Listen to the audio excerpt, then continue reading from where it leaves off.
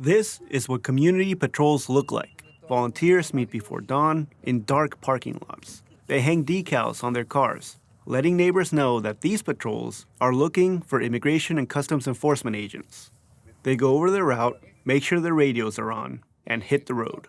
Ya tienen todas las unidades radios, están prendidas, entonces nos vamos.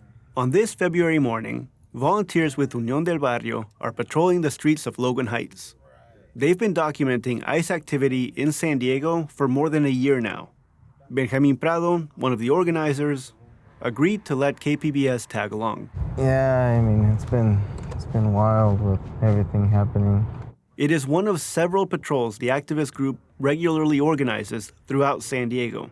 On the day KPBS joined them in Logan Heights, separate patrols took place in Oceanside, Vista, and Escondido.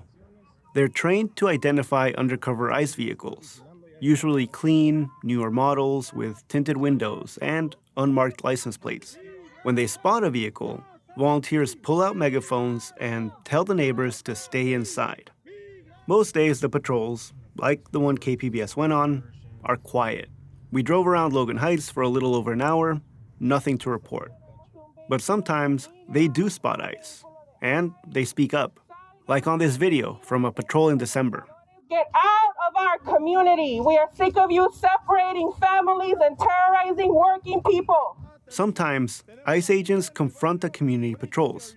Here, federal agents accuse volunteers of obstructing their investigation. You guys are impeding. Hey! You guys are impeding. You need to step back. You're impeding my job. I am not impeding your job. There have not been any large deployments in San Diego like in some other American cities. But federal data show that ICE agents arrested roughly 5,000 people in San Diego and Imperial counties last year. Granted, we haven't seen the intensified type of roving patrols that we usually that are out in Los Angeles or Chicago, Minnesota, right? That doesn't mean that they're not happening. Here it's happening slowly, Prado says. And if you aren't paying attention, you may think that San Diego is not impacted. They are happening, but not to the scale, not to the intensity that other places have seen. But recently, Unión del Barrio says that their interactions with ICE agents have gotten increasingly tense, especially after the killings of Alex Preddy and Renee Nicole Good in Minneapolis, U.S. citizens who the Trump administration called domestic terrorists. Romel Diaz is also an organizer, and he says that kind of rhetoric criminalizes their volunteer work and justifies violence against the community patrols. Es la criminalización del pueblo. Y con eso justifica la represión o la opresión del pueblo. Diaz's family fled the military dictatorship of Augusto Pinochet in Chile 40 years ago. He says the Trump administration's intimidation tactics remind him of the South American dictator.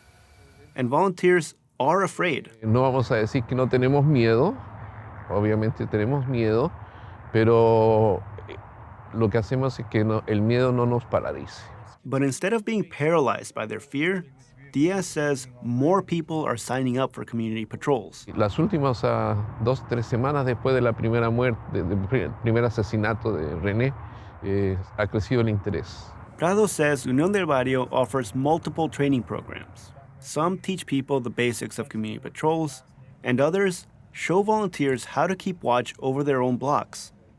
Something they do not teach, Prado says, is to get in between federal agents and their targets. Volunteers are told to identify, confirm, and notify, not obstruct. In this way, families can, take the necessary precautions and, not put themselves in unnecessary risk and get detained. ICE did not respond to questions from KPBS about these community patrols. Gustavo Solis, KPBS News.